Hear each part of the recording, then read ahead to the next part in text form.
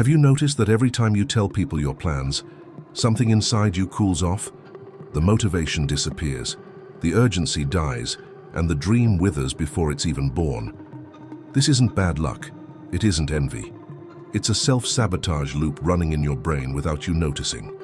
Right now, as you breathe, you're bleeding vital energy, not because of what you do, but because of what you say. The biggest enemy of your evolution isn't out there. It's not in the circumstances. It's not in the economy or the people around you. It lives in your mirror, and it feeds on the words you release unconsciously. In the next few minutes, you're going to discover the 7 verbal poisons that drain your vital force, block your prosperity, and keep you trapped in the almost there cycle. The same poisons millionaires learn to shut up about, the same ones people with real power never share. But pay attention, knowing this isn't enough. The cure is understanding how to interrupt the loop in seconds without relying on motivation. And when you understand the hidden mechanisms behind this sabotage, when you see how it works in real time, you can finally deactivate it. You stop being a victim of an invisible process and become conscious. And consciousness is the key that opens every door. Before we move forward, a simple question. Don't answer out loud. Do you speak to express yourself, or to relieve a tension you don't know how to hold in silence? Poison 1. Your plans. There's a common mistake smart people make. They talk too soon. They tell what they're going to do. They explain what they're building. They announce it before it's solid. And every time you share a plan you haven't carried out yet, your brain runs a twisted trick. It can't tell the difference between talking about doing and doing. When you verbalize the goal, it releases dopamine, the same chemical you'd get when you achieve it. That has a name: symbolic substitution. You feel the emotional relief of success without paying the biological price of effort. And then, like a cruel trick of the brain, the urgency disappears. The hunger shuts off. The project withers before it's even born. Think of that cousin who's been saying for 5 years he's going to start a business. At every family gathering, it's the same story. I'm setting up a shop. I'm going to invest in technology. My plan is going to revolutionize everything. But the business never takes off. The plan changed 47 times. Every friend's opinion changed the direction. Every comment made him doubt whether it was viable. And while he talked, while he looked for validation, the real energy of creation was dying. Why? Because he has a lot of throat and very little action. But there's a deeper layer almost nobody understands. When you expose your plans, you submit them to other people's energy field. Everyone who listens emits thoughts, projections, vibrations. Envy disguised as support. Good for you, that's awesome. But inside, why can he do it and I can't? Doubt dressed up as concern. Are you sure that market isn't saturated? What's really being projected? I wouldn't have the guts, and so I don't believe you'll pull it off. And those energies, those negative frequencies, stick to your project like parasites. They latch on, they contaminate, they infect the frequency of what you're creating. Medieval alchemists knew this. They worked in absolute secrecy. Solve et coagula, dissolve and solidify. But the formula was never revealed during the process. Only the gold was shown at the end. Why? Because every creation in gestation needs vibrational protection. Your dream is like a child in the womb. It needs darkness, silence, protected time to form. If you expose it too much, if you bring it into the light too early, you'll deform it. Information is power, but only while it's exclusive. Do you think Jeff Bezos told his neighbor in 1994 he was going to sell books on the internet? That Warren Buffett shared investing strategies at a Sunday barbecue? That Steve Jobs announced every radical project before it was ready? No. They live by the law of secrecy. And when you finally do it, when the result is undeniable, you don't have to say anything. The result speaks for you. Reality can't be argued with. When the book is on Amazon, when the investment multiplies, when the product is on the market, nobody needs your words. Reality is the validation. Honest question. Do you want to be seen trying, or do you want to be seen when there's no doubt left? Hold it. Execute. Surprise them. Poison 2. Your relationship. Your relationship isn't content. It isn't a show. It isn't material for social media. It's a living ecosystem of energetic exchange. and relationships get sicker from exposure than from conflict. When you talk about happiness in your relationship, you trigger upward social comparison in other people. Other people's brains don't celebrate your romantic success. They compare it to their own experience. They feel inferior. And as a defense mechanism, they emit envy. That energy doesn't vanish into the air. It sticks to your relationship like molecular rust. It slowly corrodes what you worked so hard to build. And when you talk about the problems, that's when you commit an even more serious energetic crime. Every critical word you say to a third person creates a neural record of dissatisfaction. Your brain learns, this matters, store more evidence, and it starts filtering reality to find more flaws, more reasons to complain, more proof that you were right. You're not just venting. You're crystallizing discord in your own mind. Worse, the person you complain to will never forget what you said. Even if you and your partner make up tomorrow, that person will keep the image. Your mother-in-law will remember forever that time you criticized her son. Your friends will look at your partner with suspicion. You turn intimacy into public entertainment. And without realizing it, you create a prison of expectations. If you said it was perfect, now you have to perform perfection. If you complained, you created a narrative that demands consistency, a direct question, no romance. Do you want real intimacy or momentary emotional validation? The deepest love grows in invisible roots. The ones nobody sees are the ones that hold the most when the storm comes. A relationship is like an ancient tree. The roots that go deep into the earth, the ones nobody touches, are exactly what holds everything up. But if you keep digging to show everyone the roots, to prove they're strong, the roots get exposed. And exposed roots die. What happens behind closed doors should die behind closed doors. It's not a dirty secret, it's protection of the sacred. Poison 3. Your money. Money isn't paper. It isn't metal. It isn't numbers on a screen. It's condensed energy in the form of exchange. And energy responds to frequency, to identity, to the story you tell yourself about who you are. When you reveal your income or your debts, two things happen at the same time. On the external level, you attract the energetic evil eye. People start seeing you as a resource. Mysterious emergencies appear. Prices go up when you show up. Opportunists come out of nowhere. On the internal level, you define an identity for your subconscious. If you say, I don't make much or I'm tight, you put on the skin of scarcity. If you show off what you earn, you put on the skin of a target. Your subconscious can't tell the difference between a joke and the truth. It records, this is who I am. And it works 24/7 to stay consistent with that identity. If you define yourself as always broke, your subconscious will sabotage every opportunity to change, because changing would mean inconsistency. And the brain hates inconsistency. Also, when you talk about money, you create a social identity. People start seeing you through that lens. That's how unexpected bills show up.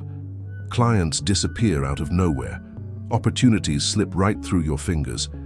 Every time you verbalize lack, you vibrate in lack. Every time you repeat difficulty, you convince your own energy that it really is difficult. A question for deep reflection. Why do you feel the need to prove your value through bank numbers? Financial silence isn't showing off in reverse. It's strategic neutrality. It's letting money flow without attracting interference. It's refusing to let your humanity be reduced to a bank statement. Be a financial unknown, and let your transformation speak for itself. If you've made it this far and recognized at least 2 of these patterns in your life, if something inside you is whispering, this is real, this isn't a coincidence, it's a calling. There are hidden codes guiding this self-sabotage, patterns of thought, speech, and energy you repeat without noticing. Here at The Code, we decode those codes. We created a complete protocol for anyone who doesn't just want to identify the poisons, but to shut down the loop in 7 days without relying on motivation. It's called Decode Your Mind. There you learn how to interrupt the self-sabotage loop in seconds, how to reprogram the brain's automatic response, how to end the internal war that drains your energy every day. This isn't theory. It's a short, practical protocol. Subscribe to the channel now, like this video, and click the pinned link below. Because information by itself doesn't transform anyone. What transforms you is knowing which button to press when your brain tries to drag you back. And you already have too much information. Now we go to the final poisons, the most dangerous ones. Poison 4, your problems. Venting feels like relief, but it's one of the most sophisticated psychological traps that exists. Every time you tell a problem, you run 2 programs at the same time. First program, reinforcement of the neural circuit of suffering. Your brain understands, this story is important, store it at top priority, and it starts filtering reality to find more evidence that confirms that narrative. Second program, feeding the victim archetype. You train your psyche to see yourself as fragile, as someone bad things happen to, as someone powerless in the face of circumstances, and the universe, which functions like a giant mirror, reflects that image right back to you. But there's something even more cruel. People don't just consume your suffering, they feed on your solution energy. When you expose problems, you receive advice based on other people's limitations, not on the infinite possibilities that exist inside you. And there's a brutal truth almost no one tells you. 80% of people don't care about your problems, and the other 20% are secretly happy you're worse off than they are. Is it cruel? Yes, but it's real. Think of that person who's always complaining, always in crisis, always needing help. What happened to them? Opportunities stopped showing up. People started avoiding them. Invitations decreased, because nobody wants to be associated with someone who lives in permanent crisis. They didn't realize it, but they turned the problem into identity. A repeated problem isn't a shared problem. It's identity being carved. Silence about pain isn't denial. It isn't emotional repression. It's respect for your own healing process. It's giving space for the solution to emerge from within, instead of contaminating it with projections from outside. Direct question. Do you want to solve the problem, or do you just want an audience for your suffering? Because the two are mutually exclusive. Poison 5, your wins. The need for external validation is the narcissistic wound of childhood. It's the child who still needs to show their drawing to mom and hear, "How beautiful." When you rush to tell a recent win, you make a dangerous deal. You trade internal power for external approval. The dopamine from other people's validation works like a drug. It's addictive. And like every addiction, it demands bigger and bigger doses to produce the same effect. You start doing things not for intrinsic value, but for the recognition you expect. Your life becomes a constant performance for an imaginary audience. But there's a subtler energetic layer. When you publicize a premature win, you open a portal to outside interference. You allow envy, doubt, and other people's expectations to contaminate your moment of power. It's like planting a tree and then digging up the roots to show them to others. The tree might look good right now, but it won't survive the first storm. Because every time you announce a premature win, something changes. The pressure to keep the pace, other people's expectations, the weight of living up to the image you created. So what used to be the inner joy of building becomes an outward performance for approval. You stop doing it for value and start doing it for validation. And when validation drops, because it always drops, motivation evaporates. Keeping your victories quiet is deep wisdom, understanding that not everything needs to be said. Not every win needs to be displayed. Not every success needs to be validated by others. The sweetest fruit ripens in the silence of the orchard, not because it's secret, but because it doesn't need witnesses to be sweet. Transformational question. Can you be happy without anyone knowing? That's the question that separates real power from empty performance. The most powerful celebration is the one that happens between you and you. Poison 6. Talking bad about others. Every criticism you emit is an X-ray of your own shadow. When you point out someone else's flaw, unconsciously you're saying, "This is a pattern I recognize intimately." And the universe, obedient as always, starts bringing you more of that pattern. But the mechanics go even deeper. The tongue that judges is the same tongue that creates your reality. Every critical word is a declaration to the quantum field. This exists in my world. This is part of my frequency. You don't attract what you consciously want, you attract what you hold with intense emotional focus. Hating someone else's arrogance attracts arrogant people into your life. Criticizing dishonesty attracts situations that test your own honesty. Calling out incompetence magnetizes incompetent collaborators. It's the law of vibrational coherence in action. You can't vibrate in judgment and expect to attract peace.